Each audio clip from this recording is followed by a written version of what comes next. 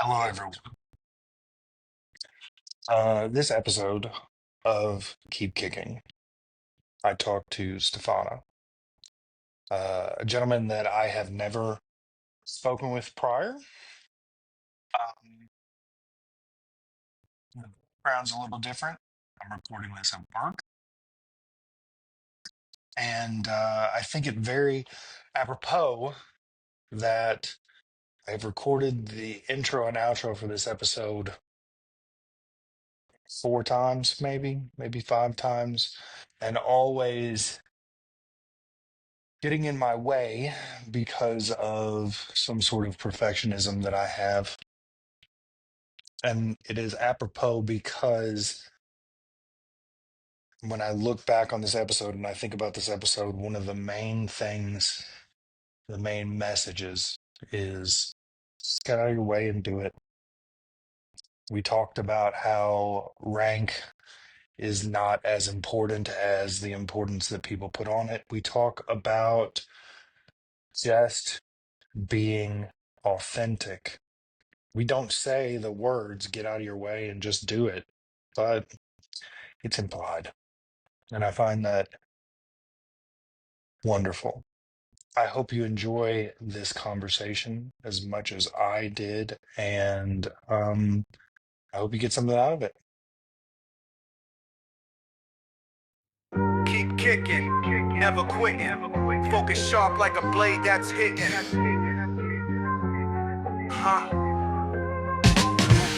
From white belt dreams to the master flow, Paul Coffey's got the mic, now the stories grow. Technique entails discipline and fire. Each guest brings truth to inspire.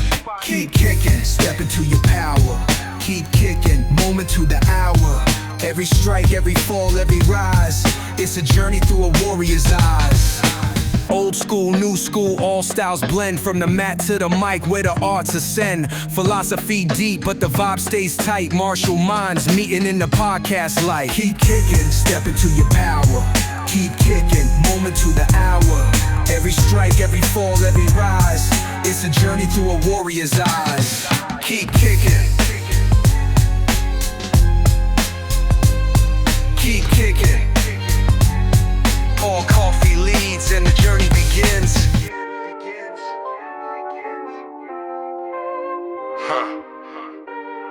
Paul Coffey leads and the journey begins.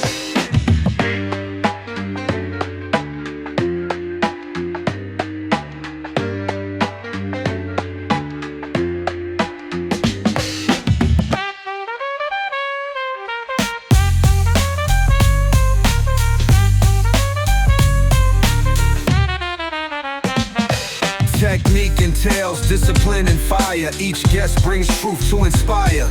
Keep kicking, step into your power. Keep kicking, moment to the hour.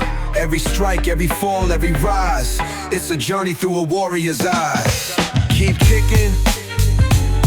Keep kicking. Paul Coffey leads and the journey begins.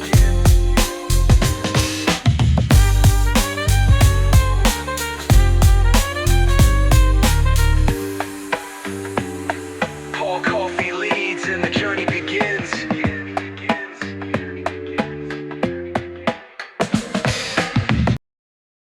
Hello, everyone, and welcome to Keep Kicking. Today, my conversation is with Stefano, and I'm going to let him introduce himself. Go ahead. Hey guys, thanks for having me. Pleasure to be here.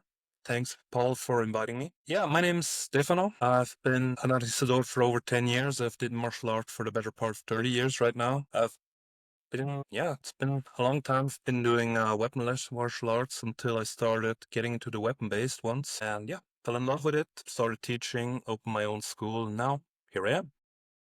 It's awesome. What got you started? When did you start? Well, as most did actually, I started as a kid with karate. So my parents brought me to the dojo, started with it, didn't stay with karate, but martial arts kind of stayed with me. So I started doing Wing Chun, I started kickboxing, looked around for a suitable dojo for a long time, went like on this long streak of just testing what my thing is. And yeah, kind of found it in the weapon-based ones, went into Southeast Asian martial arts, Filipino martial arts, and yeah, got into arnis, or you guys call it Kali, more than that. Both, but yeah. Calais Arnis is what most people are leaning to right now. And then there's just the people that say Eskrima. It's like, no, that's not it. Well, actually, it's the same because there are a ton of different stories of how the three names got. There are a ton of ways how people call it. Arnis is the most common one, and I heard a lot of Americans say like Kali is the warrior way, Arnis is the more traditional way, and Eskrima is the sporty way. It's not how I learned it, which doesn't mean it's wrong. How did Because you learn it? my teachers told me Arnis is more like in the Manila area where the Presas brothers were. Kali is more in the north, and Eskrima is more in the center of the Philippines. You'll ask 10 teachers, 10 people will tell you something else. So I'm not quite sure my version is the right one, so I won't stick to it. We'll stick with it for right now. It sounds like it's right to me. It sounds like it's right. Tell me what has kept you in martial arts for this long. More than everything else, philosophy kept actually my mental health sane because it's always been, yeah, like a stable part of my life. I always knew no matter how hard today is, no matter how hard I have to deal with something, I can go to the dojo, I can go to the gym, clear my mind, beat a punching bag for an hour, or just throw my stick at a tire for half an hour and they'll feel better. And yeah, that's what kept me at it. It's great. What took you from being student to into teaching? Actually, the same thing. You know, I noticed that a lot of people miss a good teacher. You have a lot of teachers that say, yeah, I get into the dojo, I teach my 1 hour, and I go. That's okay. Sure, if that's your thing, do it. But, you know, a martial arts teacher to me is so much more. We're educators. Yes, yes. Try to teach a way of living. We try to be there for our students. And that's what I've been missing for a lot of my martial arts journey, actually. So that's why I try to give. And even as a student, I started being there for my fellow students and I kept it going as a teacher. And that's actually the philosophy in my martial arts school right now. That's all. You're building a community by teaching. I love that. There was a there's a Budo Taijutsu school that existed in a different part of. I'm from Kentucky in the United States, and in a different city in Kentucky, there was a Budo Taijutsu school, and the gentleman that owned that school, he he had a hydroponic. Do you know what this is? A hydroponic table. No, explain, It please. it's it is an inverted table that's got like this, and inside here is water that flows constantly with a flow pump, and it's used to do indoor gardening. Got So it. in the back of his school, he had a hydroponic table, and he would give everybody a box which was foam made out of growing material and a seed for a bonsai tree. And so he said to every one of his students, "You're cultivating this bonsai tree as part of your practice as a martial artist, the same way that you're going to cultivate yourself It's as actually a cool. person with martial arts." I love the coalition between the It's two. a really cool analogy, actually. Yeah, I Yeah, agree. yeah. In your school, do you teach multiple arts? Do you stick with just arnis or? Well, kind of. I stick with arnis mostly, but Filipino martial arts is very convoluted. You have a lot of arts that are not dominant in the Philippines, which I do try to include to a certain level in my school. They have like panantukan, dumok, sikaran. Panantukan is like Filipino boxing, sikaran is the kicking way, dumok is groundwork, and all combined is yaoyan, which combines the Filipino kickboxing, which is fairly similar to Muay Thai. And I studied a lot of those arts, not to a level where I'm comfortable teaching them, but I do include them in my arnis, and I try to give them to a certain level to my students as well. Okay. So then they sort of get introductory concepts then. Yeah, exactly. Right.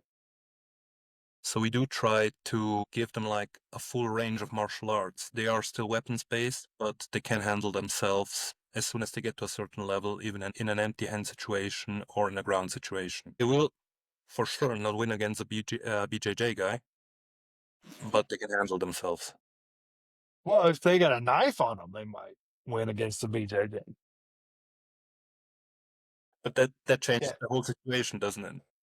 It does. It does. Well, I was having a conversation earlier with a different martial artist, and we were discussing, the idea of as instructors, we're really preparing our students for the unknowns. We're trying to prepare them for what happens if somebody grabs your jacket and pulls you into a van. What happens if and the same thing applies. Well, if I'm teaching somebody just grappling, what happens if you throw that guy down to the ground and you go to choke him out, but he's got a knife? What happens then?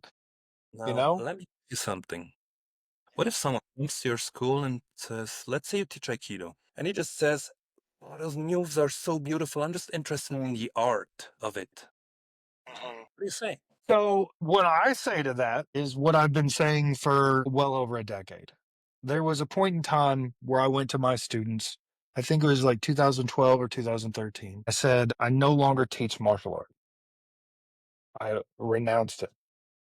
The good news is you all don't need to find another instructor unless you want to. I teach philosophy in motion. There you And, go.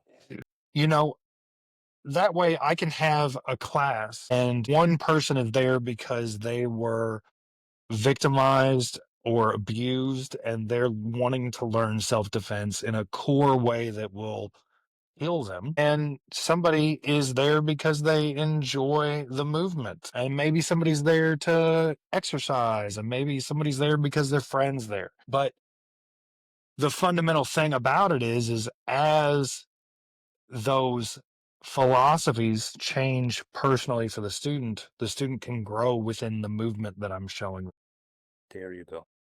And so the two things that I have done in my martial arts tenure that have been very important, that's one of them. Not teaching martial art, teaching philosophy and motion. The other thing is that I encourage people to learn other styles, learn from other instructors, as opposed to there is a bit of a clickiness or a deficit mentality that exists in some martial artists where no, you can't go anywhere else. You can get everything you need here. And I don't think that that's the case. Thank you for that. I wholeheartedly agree. You're welcome. What I try to teach my students is that there's only one reason not to learn a martial art: to fight. What's that?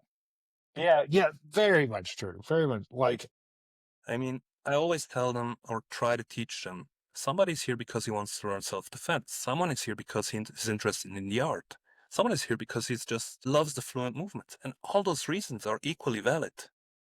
yes, absolutely. Well, the person that loves the fluid movements, they are like a curator at a museum or a library, and they hold sacred to the form itself.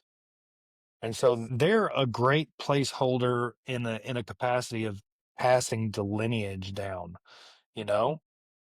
So everybody is welcome, everybody has a spot, and also everybody having the fluidity that martial arts teaches so that when their mentality or their spot changes, they can change with it, Absolutely. you know? Of course. Because if we don't teach adaptability, if we You're in don't the wrong. teach that ability to change, then we're just teaching people that are brittle and ultimately will break because they're brittle. Exactly. And I truly agree to your statement from earlier because that's how some dojos here in Switzerland work as well. Like, the whole loyalty to your dojo, your loyalty to your school stuff. Dude, I'm paying you to train me. You're Right, You get to choose where I train. right. I Well, mean, if you it's simply a goods for service for tender, it would be like going to the store and buying a bottle of water and then getting upset when they don't refill the bottle of water. and I mean, especially Filipino martial arts, the Filipinos are very inclusive and they always say, go, take something, bring it back. I mean, if one of my students want to learn BJJ and he acquires a black belt in BJJ, dude, get over here. Teach them ground stuff. They'll get better through it. They Yes. can only profit from it. And also profiting in a capacity of taking what you learn on the ground, but applying it standing. Apply Yeah, it with a stick. yeah. What's the overall culture like for dojos in your country? It's got to be different than here now it's pretty strongly divided between people that are running martial arts schools to try and teach people how to fight UFC and then people that are very traditionalists. There's not a lot of, like somebody just teaching straight Shotokan. And that all of it's good, but it's still only part of the puzzle. What's it like for you? Well, it depends very much because you have the kickboxing and the MMA dojos, of course, here, which they're very much into the sports aspect of martial arts. They want to bring their students to the ring. They want them to fight. And I mean, I've been there. I had teachers tell me, go, you have to fight. You're good. As Relax. Is it popular in your country, MMA? Switzerland doesn't have like that. I mean, in the US, you have like, as much as I understand it, and I may be mistaken here, but you have direct access to the UFC. You have all the contacts there. You have people you have the better connections. For a guy, if he wants to get into the UFC, it's difficult because he first has to be champion in a league. Then he has to move up from there, and then maybe be recruited by a headhunter and then get into the UFC. I don't know much about it, I'll be honest, but that's just how I understand it. And to get back to your question, it depends very much on the teacher, really. You have like huge organizations who will try to bind you to their organization that I really have a problem with, honestly. But you have like smaller dojos who have their philosophy. Some of them are inclusive, others are more like closed down, like we're our group. It really depends on the teacher and how he teaches it. That's very fair. What do you mean? What do you mean? There's schools that try and bog you down, and do they like do it contractually, or Repeat that, sorry. they do it contractually? I know they tried, but Okay. we're very lucky that's not legal here. That's good.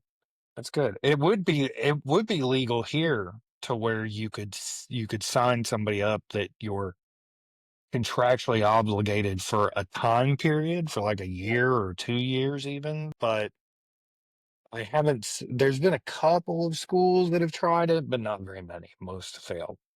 Yeah, so what they do like this code of honor thing. They're like loyalty to the school. It's like an indoctrination. I'm not gonna say names in here because, yeah, I don't want No, trouble. you don't. Yeah, But I wouldn't want you there to. are like these organizations that try to do it, and some of them buy into the whole mystical part of martial arts. And yeah, I don't know. Cobra Kai then, right? Yes, sometimes Uh, I took inspiration from that. yeah, probably for sure. Being an RNACE practitioner, do you find that you want to do other forms? Like, do you have a desire to just spend some time kickboxing or chi or? Yeah, totally. Yeah. I mean, I don't mind. When I was in the Philippines, I went into the Yaoyan dojo. When I meet up with other martial artists like kickboxers, karateka, dude, show me. Sure. Yeah. Let's exchange. I'm all for that. And I love it. How long were you in the Philippines? Tell me about your Philippines day. I try to go down for a few weeks every year because, yeah, I want to expand my horizon, if that makes sense. And I believe that if you learn a martial art, you have to learn about the culture as well. And you can't do that in a country where the culture is not, how do you say it? And there are not many Filipinos. There is a Filipino community. Yeah, present. And so also the Filipino, yeah, Also, the Filipinos in the Philippines are different. Like the Swiss Filipinos that live here for a long time, they're Swiss. They act like Swiss guys. They're punctual. They're on time. They get pissed if you're late. Are Filipinos not punctual? There is a thing called Filipino time. What is this? Like if they tell you be there at 6, you don't have to show up before 6:30 because no one will be there. Okay. Well, I'm the opposite then, because I like if you tell me I have to be there at 6, I get there at like 5:15, Yeah, Swiss 5:30, people are very much early. like that, you know. I mean, for me, it took a little bit of getting used to. There was one time where I was supposed to meet up with my teacher at 4 a.m. because we were going to drive on the countryside to train.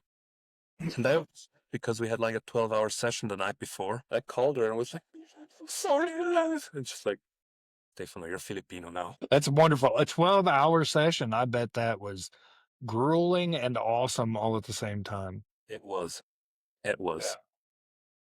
So you try and take a couple of weeks a year, but did you have like an extended stay the first time you went, or No, it was like 2 weeks at the it was most. like 2 weeks? You've been Yeah. doing that for a decade? No, 3 years now, actually. Okay. Okay. That's awesome. What would be the next thing that you would like to learn? Like if anything was available and presented itself, what would be the next thing? Actually, I really like silat because it's complementary. I love the movements in Brazilian capoeira. Oh. I never finished my black belt in Shotokan karate, so that's really a thing. That's got to be on the list then, doesn't it? That's high on the list. Yep. Or at least it would be for me that way. Let's see. I also ask, what is one thing that you feel is most neglected in martial arts practitioners? Tricky one. I mean, one thing is for sure the whole sensei-student bond thing that I feel like is being neglected a lot these days. Like you have a lot, especially in Budo martial arts, you have the sensei, the shihan, like they're with their black belts. But I feel like the bond that we had to our senseis is a thing that doesn't exist as much anymore as it used to. I might be wrong, but that's how I feel about it. And the questions that I ask, there's no right and wrong answer here. It's just more about perspective. It is. I don't know that. We're not doing a test here? No, not a test. I don't. I don't. I think that the culture over here, we still have a lot of appreciation, and there's a good relationship between most, sensei student, or sifu student, coach student. That exists pretty well. But I do wonder if part of that is not a difference in our specific societies, because over here, person that it would be a martial artist that would be running a school is not selling his skill and his lineage typically. And more often than not, he's just selling his personality. So the give and take is we have strong relationships with students, but not every person that has that strong relationship is ready to be a teacher. Got it. No. So like what I do is I use the question as a start to a talking point, and like you have that. The counter of what we have is we have almost uneducated teachers in a way, you know, Yeah. like you saying that you take 2 weeks a year every year that you can. That's you enriching yourself is lovely, because not every instructor here takes the time to do that. I talked about how, you know, it'll be 32 years next month or in May. And the reason, one of my successes for 32 years is in staying with an open mind and open heart and being a student first. Student first, teacher or instructor or whatever second. And then it keeps me always learning. It keeps me always curious, and it keeps me always humble. I call that a white belt mentality. And I do that as well. For sure. For sure. It's all like everybody is a white belt. have you been a white belt for 10,000 days, or is this your first day as a white belt? You I know? mean, yeah, even if I go to a seminar, like even an Arnis one, even a modern Arnis one, which is my style, I never wear my black belt. I wear a pair of shorts, a t-shirt. I'm just there. Right. If someone comes and asks you, dude, what rank are you? I'll say, dude, I'm the head instructor at my school. Okay. But I'm not going boasting about it because Right. it doesn't help your situation in that case. I mean, you're there to learn, not to boast about it. Right. 100%. And the other thing is, I think having the, white belt mentality or the mentality that you're always a student, it it affords me the opportunity to learn from my students, to see through their eyes and their perspective. Absolutely. I have situations where I teach. I mean, I've had luck to have a fairly small school, which I know all of my students by character and by personality. And for some, That's a better way. It's a better way. and everybody wants their school to grow. So do I, of course. That's kind of one thing. Let's say I have 200 students. That's one thing I would really miss about it, actually. Oh, yeah, for sure. I don't know how you would maintain that at a level of 200 students. Exactly. That's a real difficulty. And I've never been in that situation, so I wouldn't know. Right. Well, maybe one day. Maybe one day. Who knows? Maybe I'll figure it out. What? Anyway, give me a sec now. What? What's that? Let me just finish that one. We trailed off, I'm sorry. Yeah, go ahead. And I have some students who are on the autistic spectrum. I have some students who are ADHD.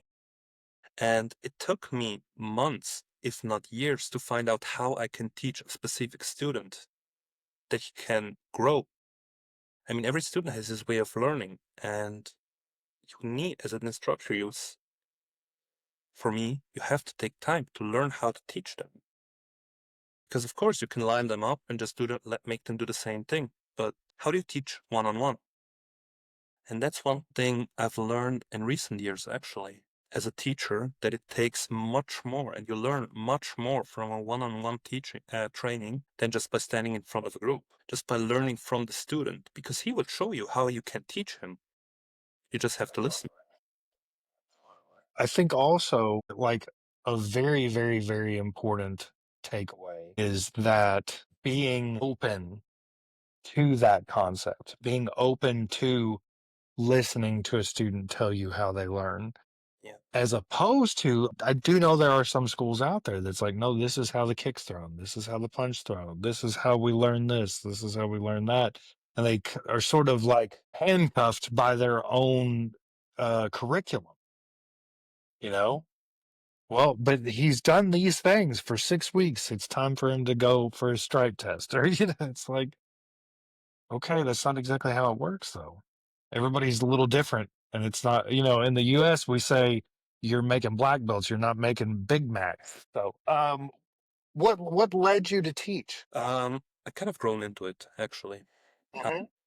was training for a long time.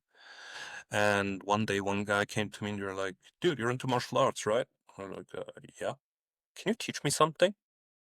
I guess. A few months later, there were like 5 people standing there. I was like, how did this happen? I don't know about the weather in Kentucky. You guys have a winter? Yeah. We have Well, winter. spent like 2 winters outside training, beating each other with the sticks, like in the cold. We were like 5 people outside, and everybody was always coming. I was okay. I gotta find a roof for these guys because How standing at much how crazy are y'all's winters? Were you out in snow and such? yeah, Yeah. snow, rain, hailstorms, everything. Yeah. And yeah, so I started looking and we found a gym that was willing to take us. And shout out to Ahmed at this point. Really big respect for him. He is Wing Chun Zifu and he also teaches Eskrima. And yeah, as soon as I saw that, it was like, he's not going to take us. No way he's going to bring us to school. Who would? This guy sat down with me and he was like, dude, you say Arnis, I say Eskrima. Do do you think someone out there knows we teach the same thing? Get in here, train. I learned something that day. Right. Really Well, big. and that was very open-minded of him, Yeah, you know? extremely. And it was actually a life lesson, and it was something I took with me that day because in the end, it doesn't matter. People don't subscribe to a martial art. They subscribe to a teacher. And if your students trust you, if the students are willing to learn from you as a person, they're not going to switch. Unless you tell them to switch, because they need to switch, because they need to learn, they need to go learn something else.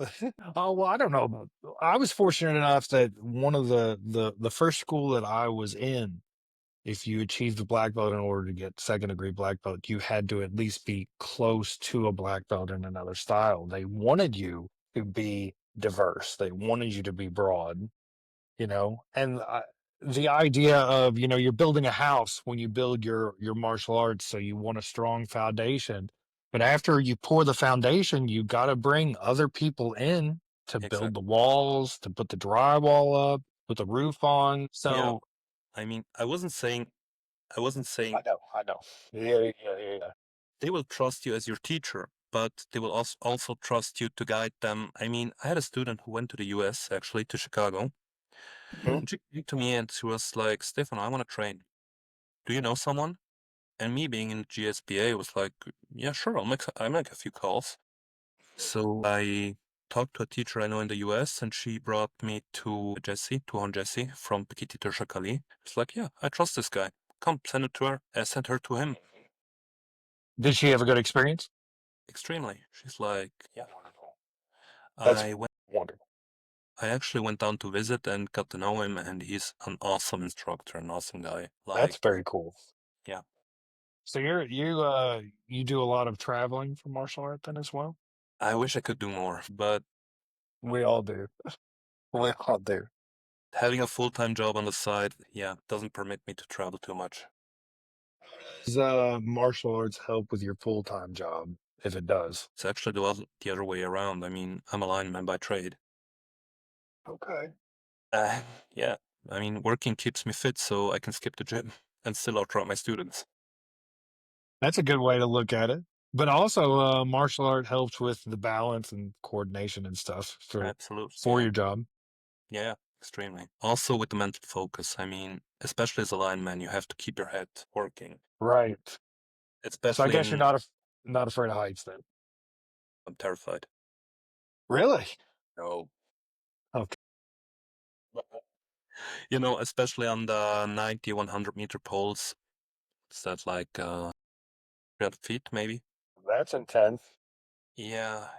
Even if you're not afraid of heights, you don't go up there and feel at home.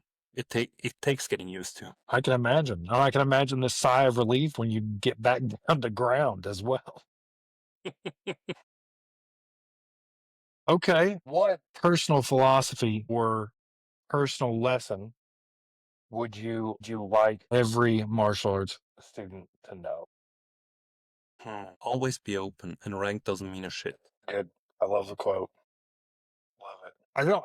A lot of people don't understand when somebody says something like rank doesn't mean doesn't give a shit, because you have people that have an ego, and so they're like, oh, you mean that I like all of the times? What? No, that's not what that means. And then you have some people that like want to give up, like, oh, I don't have to chase a rank then because it doesn't matter. Like I I know have what you mean. said many variations of that same thing to many people, and I think it's important that people know that it doesn't mean anything, but it does mean that rank and knowledge are not linked together, Exactly.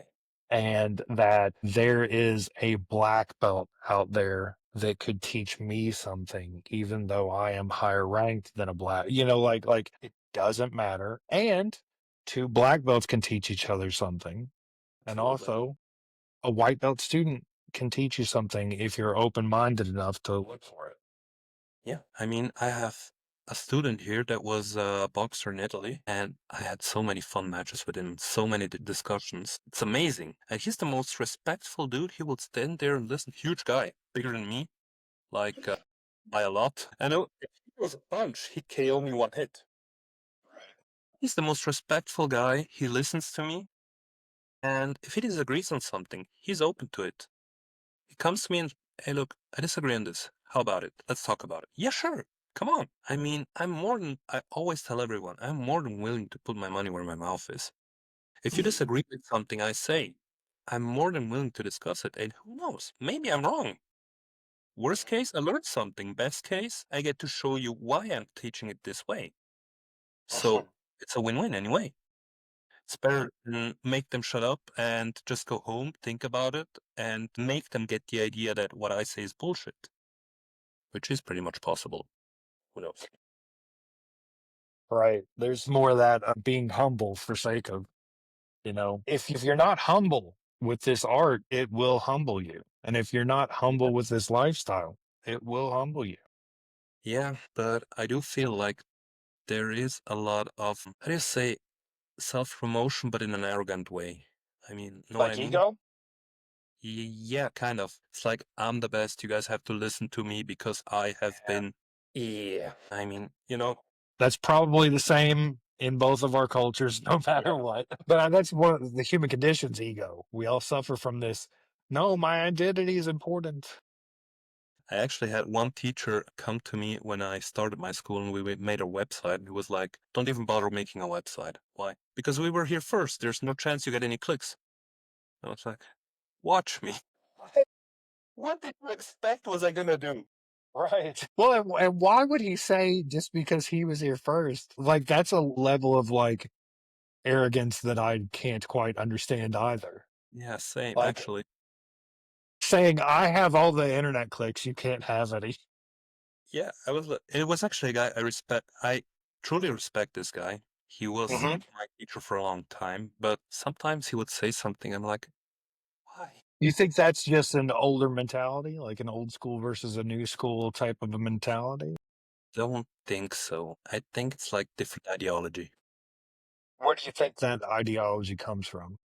That's difficult. I mean, I'm not in his shoes, so who am I to tell? That's fair. That's fair. I mean, I try to be open. I try to include everybody. I'm always open for exchange. And I mean, if I offer something to you and you keep saying no, then I'm like, okay, you don't want to work with me. I'm fine with that. So I won't ask you anymore. If you're interested, come to me, talk to me. Sure. We're open. I don't mind, but I won't bother you anymore with it. That's awesome. How long have you had your small school? It's been 6 years almost. 5.5. Yeah, since you got out of the fields of the snow. And Yeah, counting that, like 7 years. what are your summers like? Beautiful. It's like, Beautiful. yeah, Then does it not get too hot? Here in Kentucky, we have not every winter is really bad. This past winter was pretty bad, but our summers, it's unbearable hot. So summertime was when my students were like, "Can we get a garage or something?" well, it's the same here actually, but we live near a lake. Like when there was like really hot days, we would like take the grill out, do a barbecue at the lake. So I make them train in the water. So that was cool. And that's actually a good idea. I should do that more often this summer because, yeah, since we have the dojo, we kind of miss it. What kind of training in the water? Basically, you stand in the water and you do your strikes for basics, like X strikes, and you Hmm. have more drag in the water. Yeah. So it strengthens if you do the same drills while standing like chest deep in the water. You can do the same things. You can do the sinawali, the stick drills underwater, which creates more drag. And yeah, they're a lot of fun because yeah, training more. Yeah, yeah. That's one of the things that I always said that more schools should incorporate is breaking the comfort zone of the dojo. Yeah. Like we come and we learn in the dojo, and that's all fine, well and good. That has its place, but an attack can happen on a very hot summer day, and you're not used to fighting in the heat, or it can happen in the snow or in the rain, and you're not used to those things. Do you guys do this sometimes? Like get out and train outside? Sometimes, yes. My school probably does it more than other schools because I'm just a real big proponent of, let's go outside, let's do that. Hot or cold. If it's kind of like a spring or a fall where it feels good outside, I'm less inclined. I don't care as much. The idea of breaking the tradition of being in the dojo is about introducing an element of discomfort, for me. I don't know how it's been for you. I've been through several black belt tests, and all of them are like either in a very cold time or a very hot time, and it's like go outside full gi while it's 100 degrees outside, covered in sweat. I had to wring my black gi out my first degree black belt test. I had that often in the Philippines, really. Like here, not so much because the climate is, yeah, we have hot days, but it's not too bad. But no, what we do is we go outside and we actually test what they've learned in self-defense techniques. We do like a self-defense street and we try to stress test. How far do we go in a stress test? What are we Well, talking? not life-threatening, of course. Yeah, not life threatening for sure, but No, it's like one street, there are like a few lights. I always use the same spot because it's fairly quiet. There's no one calling the police because they know us. And I put my guys like in the dark and I give them a situation, like depending on on their belt, it may be, we teach first aid as well. Like for a white belt, it may be like a drunk friend being there traumatized for some reason. And she has to deal with the situation while being aware of what's around. For a higher ranking belt, it might be a situation where someone's being attacked. Does she go in? Does she alarm? What does she do? So we want to test their reaction in a split second, which is we try to do it as realistic as possible. You know how it is. We're still all friends, you know each other, so yeah, can't go 100%, but we try to get as close as possible. and you find success in that. That's a great way to do it. More than success in technique, I find that they learn a lot about themselves. I had a lot of situation where my students stood there because we always discuss the situation afterwards in the group, and they're like, yeah, I think I handled that perfectly. And you have like three other guys thinking, yeah, well, let me tell you something. So, right, you froze. Okay, that's So good. it's, But yeah, I mean, it's the same as like in a traditional karate school, you get hit because you Mhm. got to learn what it feels like to get hit, so that that's not Yeah, an alarming feeling. yeah, I do the same with the sticks actually. Like after the warm up, they stand in a horse stand, and then also depending on their rank, I just tap them with the stick, and I let the higher rankings explain why we do that. Because what's your reaction if someone moves a stick? If you're not used to it, you move back, and Or the like yeah, cower. and when you're drilling with a partner, that can actually be dangerous, especially in preset drills. If you move wrongly, you will get hit. And so the higher they go, the harder the hits.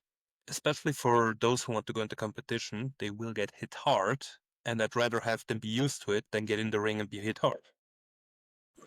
Have you done competition? I have a lot Yeah. actually. What have you done? I've done a few MMA fights. Well, not MMA, it was Bujutsu. Hmm.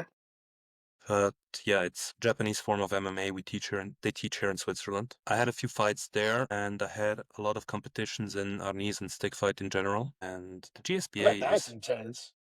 it is, but it's fun. But like just headgear and stick and go. I Yeah. did that once. I'm not a huge fan of it. I want to do it again. And okay, let me explain. Yes. Just headgear and gloves is not something I will encourage my students to do.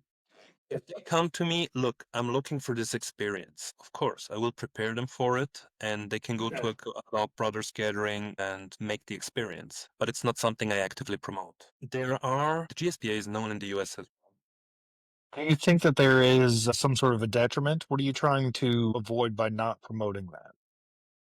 I'm injury. just out of curiosity. Injury, actually. Look, that kind of fighting needs a level of preparation where someone will get hurt inevitably.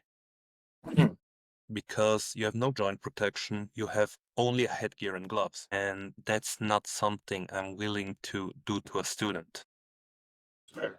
If someone actively searches that experience, that's different. Then I know, okay, he's willing to go take that risk and I will prepare him the best of my abilities. But I'm not actively pushing all my students towards that route. Does that make That makes perfect sense. And you're in like a adult teach stick fighting. Like I teach martial art. We hand to hand. And we do some weapons, but not like what you're doing. So the equivalent for any of my students would be that I'm pushing them into a cage fight. But exactly? that's not what I'm doing. If I have students, I'd like to do a kickboxing match or I'd like to do an MMA match. I will help you prepare for that. I will show you how to do that. I will link you to people that are promoters so that you can do that. But I'm not actively saying, okay, every six of you that's in front of me right now, we're going to learn how to fight for this cage fight next month. So I do completely get what you're saying. I ask now, do you think that there's something that you learn from an experience like that you can't learn any other way? Really depends on you, actually. I say actually a lot. I'm so sorry. No, if we totally fine. It really depends on what you're looking for. I mean, if you're looking for the experience, then you can learn a lot about yourself, about your reaction, about your pain tolerance, of course. Yeah, that's all you're going to learn is pain tolerance. I mean, it's like, why does someone go into a Muay Thai cage where it's elbow and knee fights? Why does someone do it? It's the same thing. I mean, okay, you have Thais who live to do it because it's the only way for them. But why does an American, why does a Swiss guy look for that? We don't have to. Right. We're in a Well, I think that Tsume is the last living practitioner of Budo Taijutsu, and he's out of Japan, which means he was an assassin for the government, and the government's like, we're not doing that anymore. Here's some money, start a school. So he started a school, and he says, as a martial arts instructor, I teach people how to control demons. Mhm. Sometimes the demon is in front of you, but sometimes the demon's inside, right? And so I think that every martial arts practitioner has some sort of duality that exists within them. And that duality is that inner demon and outer demons fighting each other. There's a tug of war, there's a give and take, there's a pull that's existing. And so I think sometimes that's what people think. Like people will say to me, I'm a fighter. I've been fighting my whole life. Blah blah blah. Like I'm ready to fight. I want to fight professionally. I've been fighting my whole life. And I remember as an instructor that I used to have, if anytime somebody said, I want you to train me to fight, he would say, that's good. Come back when you're tired of it. And that's a great response. I don't want to teach you to fight. But when you're tired of fighting, come back and then I'll teach you what to do instead.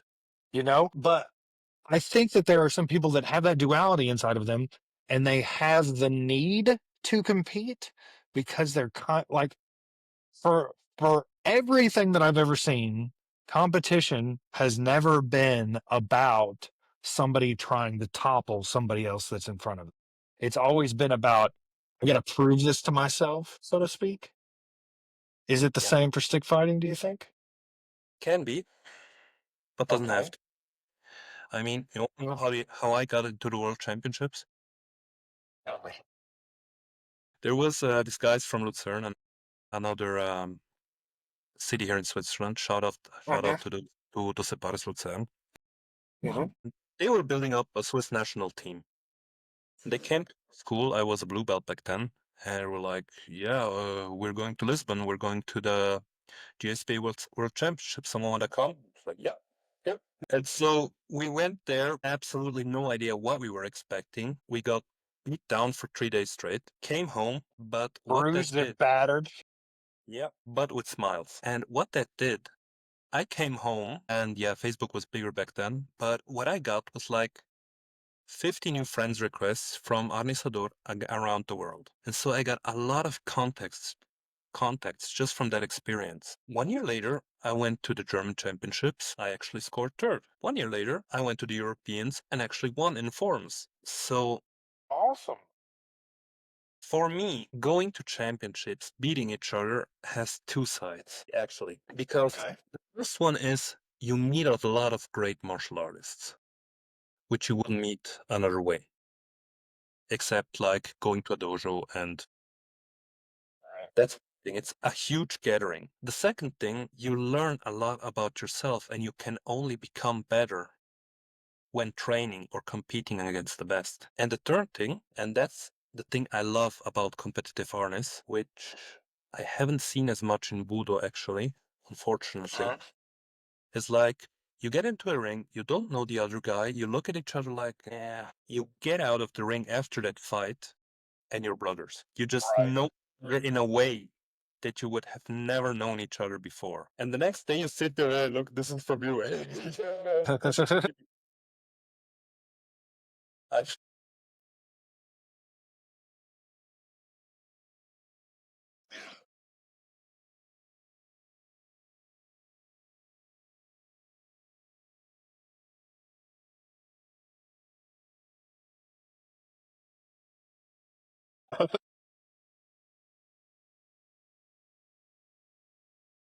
And that's what I love about it. It's like, yeah, we beat each other up, but after we laugh about it. And that's cool. Now I'm gonna rephrase the question. In Kung Fu, for all the different types of Kung Fu, Wushu, Bagua, Xingyi, Kempo, we all train fundamentally with the same idea of when we're in competition or when we're fighting on the street, the person in front of us is no longer a person. It's just a body that's standing in our way.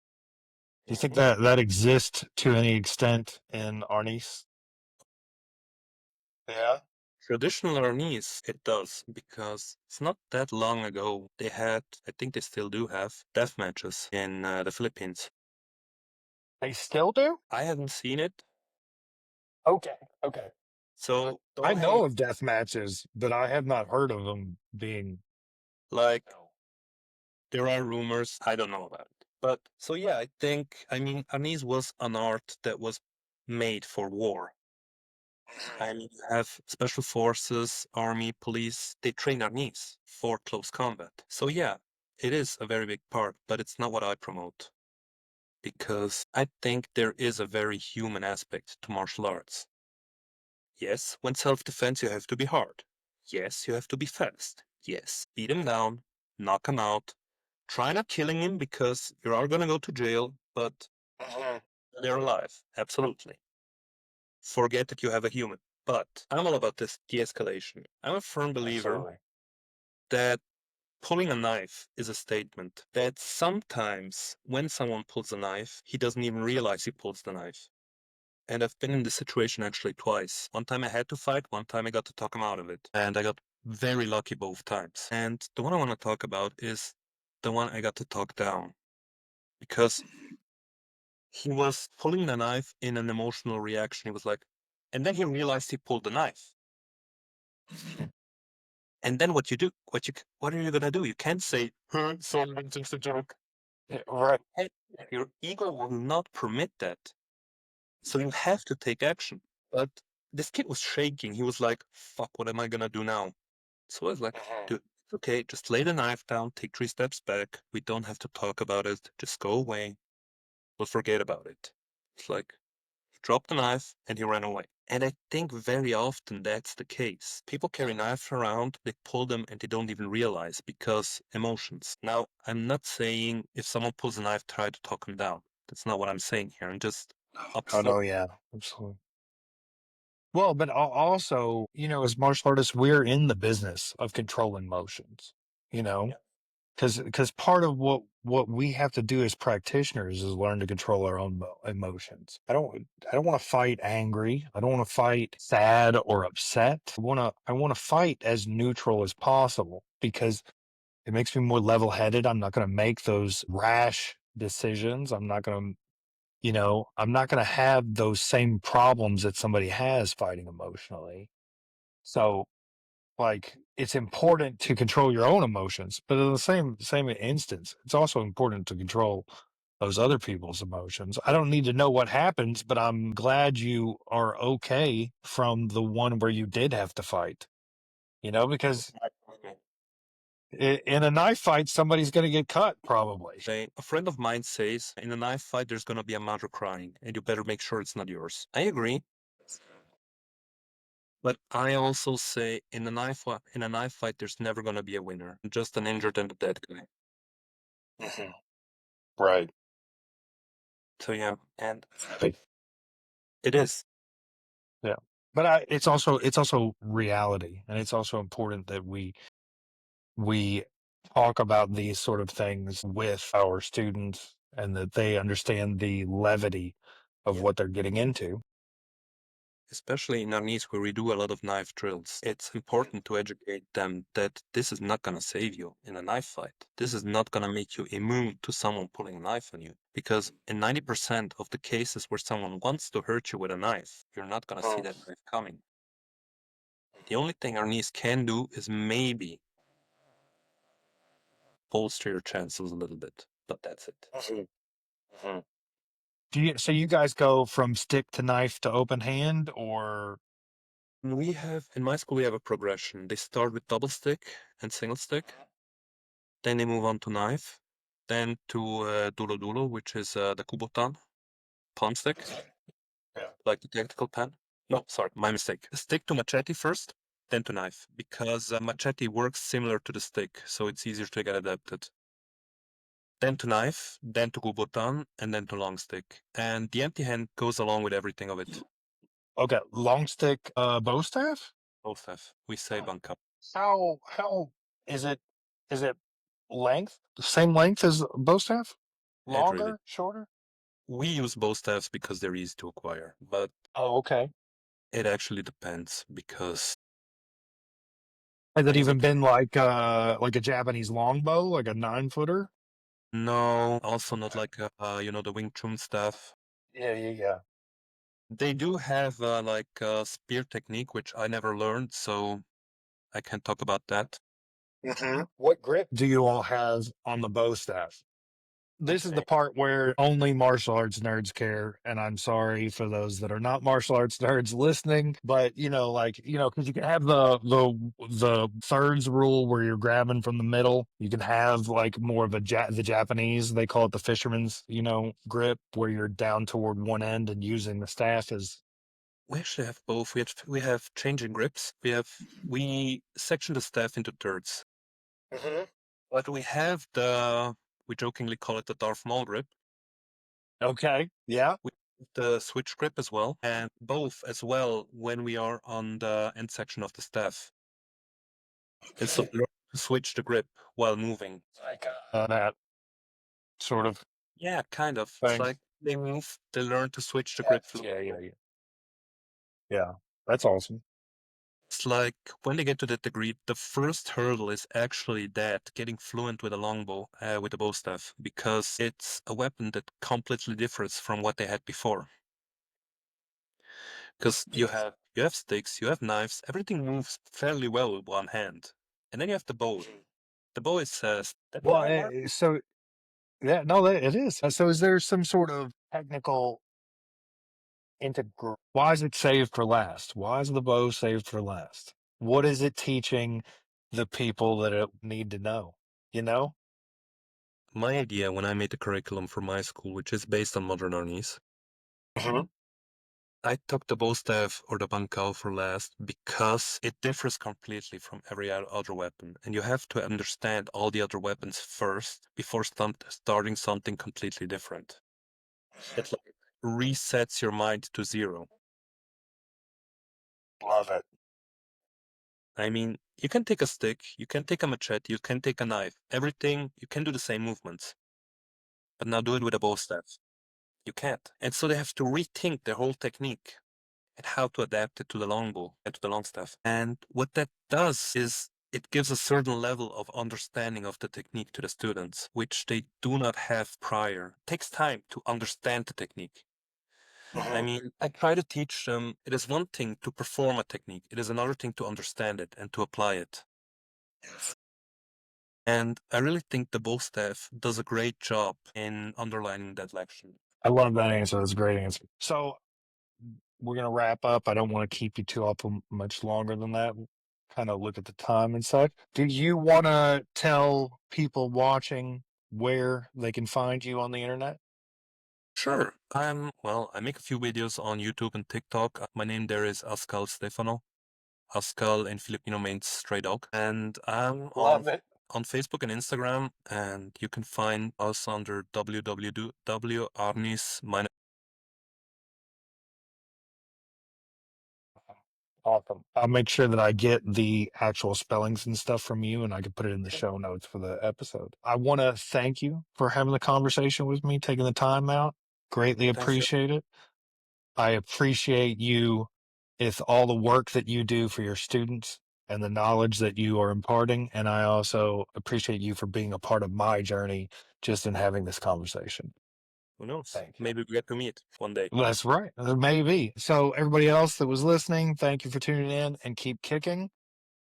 This month, I will turn 42. And next month, I will turn 32 within the martial arts.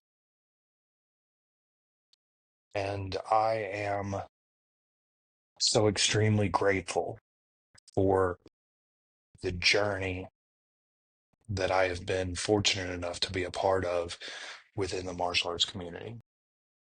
I am so very blessed for friends like Chris Gray, who was in episode 1, that I have known for the 32 years. And I am also grateful for people like Stefano that